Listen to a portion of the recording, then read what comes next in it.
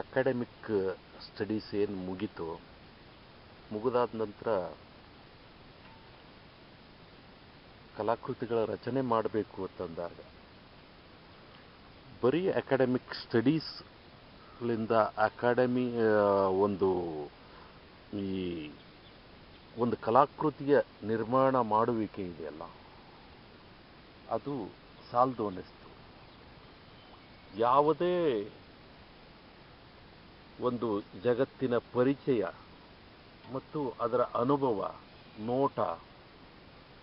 ನೋಟದಿಂದ ನಮ್ಮ ಒಳಗಡೆ ಏನು ಅನುಭವ ಆಗ್ತಿದೆಯೋ ಅದನ್ನು ಒಂದು ಕಲಾಕೃತಿಯಾಗಿಸಬೇಕು ಅನ್ನುವಂಥ ಬಯಕೆ ಇತ್ತು.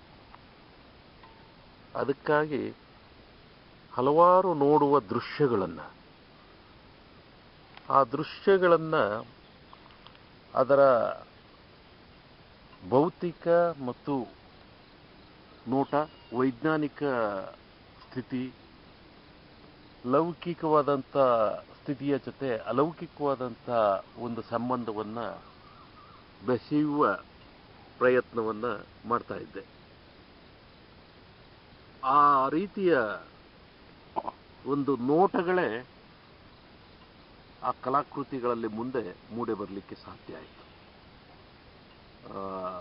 ಅದಕ್ಕಾಗಿ ಇಂಥ ಒಂದು ಪರಿಸರ ಸೊಗಸು ಸುಮಾರು 21 ವರ್ಷಗಳಿಂದನೂ ಅನುಭವಿಸ್ತಾ ಇದ್ದೇನೆ.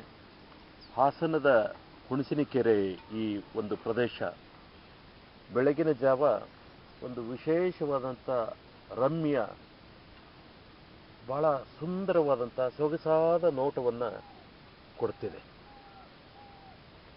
ಇಂಥ ನೋಟಗಳನ್ನು ನೋಡೋದರಿಂದ ನಂತರ ಕಲಾಕೃತಿಗಳಲ್ಲಿ ಇದರ ಪಡಿಯಚ್ಚು ಅಲ್ಲ, ಇದರ ರಸದ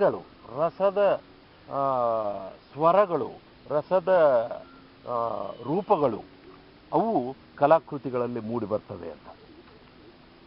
ಹೀಗಾಗಿ ಈ ಪ್ರದೇಶ ನನಗೆ ಜೀವಂತ ಸಾಕ್ಷಿಯಾಗಿ ನಿರಂತರ ನಮಗೆ ಪೋಷಣೆ ಕೊಡ್ತಿದೆ ಅಂತ ಹೇಳಿ ನನಗನ್ನಿಸ್ತಾ ಇದೆ.